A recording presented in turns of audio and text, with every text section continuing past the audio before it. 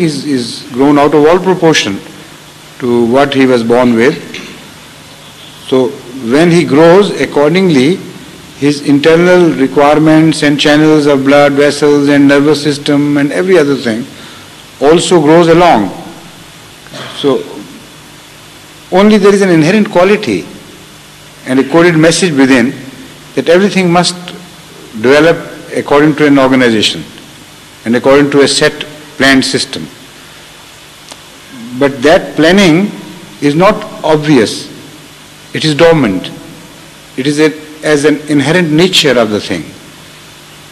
When that requirement arises, then automatically that planning, that inherent planning goes into operation. So something very similar is happening in Jamaat Ahmadiyya. Wherever we grow a need, the solution for that need also grows along. And the system sees to it that it is done properly. Of course, there can be miscarriage everywhere in the world, like in the body, pathological diseases and defects are found everywhere, but in a very minor number of cases as compared to the whole number. So I don't say that Jamaat Ahmadiyya is perfect in this regard, that there are no exceptions. Of course, minor accidents do take place. Some flaws are left here and there. Some loopholes are found in some other places.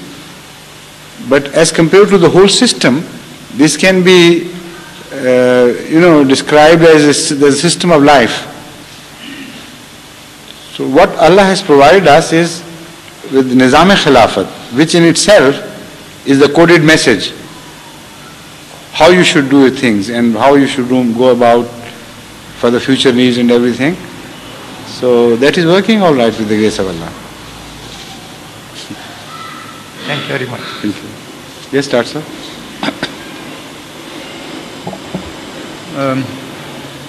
So talking about the Ahmadiyya organization, I have learned that even the staunch enemies of Ahmadiyya movement, for example Jamaat Islami, etc., they are trying to copy this beautiful system, as they have this so-called Jamiat-e-Tulaba. I heard that on the same basis... Not only this, they organize their whole Jamaat on the pattern of Jamaat Ahmadiyya. That's right, sir. But that is like creating a dummy of a human being. Right, sir. You can't put life into dummies. No. You know, that life is that encoded inherent message which comes from Allah, that is supplied through Nizam-e-Khilafat. Correct, sir. So the quality, the approach, the mutual relationship is completely different. It is poisoned at every juncture. Everybody is pulling things for himself, in his direction. More power to be acquired and more to be had and more to be exhibited. Yes. So the whole pattern, and the inner pattern is completely different, though the outer pattern is quite similar. Apparently a man with a custody examination or not having no qualities of going deeper into things would say another Jamaat Ahmadiyya is created, as if, because Maulana Maududi followed Hadhrat Muslim Maud so closely. Whatever he did, he also did. He even adopted his style of writing and address. He thought therein lies the true wisdom and secret for success. But to no avail. That organization lacks that quality of life which has been supplied to us by Allah Himself. Yes, sir. Yes, please, little boy, who are you? Yes, I know, yes. Come on. I have seen you after a long, long time. Eh? Where have you been? Have you been coming? Wa alaikum salam, yes. After Islam came to Medina, what was the next country it spread in? क्या कहते हैं? मुझे नहीं समझ आई. After Islam came to Medina, what was the next country it spread in? Medina is not a country, Medina is a city, about 250 miles from Mecca, towards the north of Mecca. So when Hadhrat sallallahu alaihi wasallam, the holy founder of Islam, migrated from Mecca, he went to the city of Medina. And at that time, the majority of the Medina people were not Muslims. There was Islam in two tribes mainly, but not that the entire tribe had become Muslim. But still they had enough number to accommodate him and to influence the opinion in the city elsewhere. So that is what Medina was at the time of Hadhrat Sallallahu and how it came into being the second center of Islam. So it is just a town.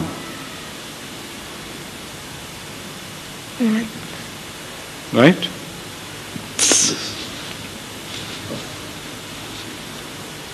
Any other question? Bashir Yaz Sahib has arrived, huh? And also Rashid Sahib. Where is he? Yes, come on. You can go and please say you say. Huzur, I had a problem of questions. 3 small ones, 2 big ones. Is that okay to ask? Okay, go ahead and please. Huzur, Ahmadiyya Jamaat has been accused by non-Ahmadi Muslims that they have cleverly translated and interpreted the Holy Quran into various languages the way it suits them. And thus they are misleading the innocent What do people. they want? We should do it the way it suits them? My question is, could you kindly guide us how we can make these people understand that we are doing nothing wrong? You can't? Tell me. Can't you make them understand this? So I want your guidance, please. Yeah. No, I'm asking you the same question. Can't you make them understand this? Have you ever tried your hand at it? Well, I have argued with quite a few of them. Did they understand ultimately? Apparently they do, but in heart I don't think they do. How could you reach their heart? So they come back with the same question again, you see, that's why. Again and again.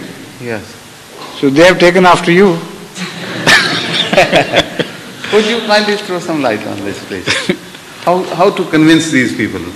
You can't, somebody who has a crooked approach, who doesn't want to believe you, you can't convince him. It's impossible. The fact is that the issue itself cannot be decided like the way you are doing it in a debate. You have to invite their attention to the points where they think we have deviated from the right course and made a wrong translation. Unless they prove the point from keeping our translations in view, you can't discuss the issue. This is why they are not convinced. They have just made an allegation without having any knowledge of the Holy Quran themselves. Most of the people who discuss these things, they don't know even one translation of a single line of the Holy Quran. What they have done is they have read allegations from some books or in newspapers and they go on repeating them like a parrot. So because they don't know, you can't convince them. They would only believe the ulama of their side, and whatever you say, they'll say, no, we don't believe you, they are right. So unless somebody is knowledgeable enough who can investigate the matter himself, put it to proper test, you can't convince him.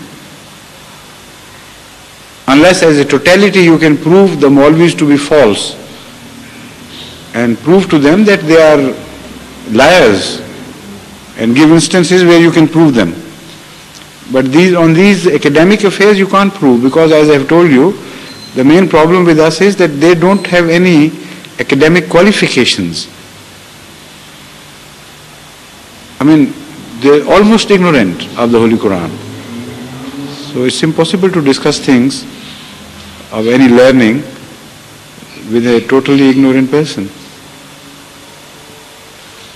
One question? Finished, or will it still continue?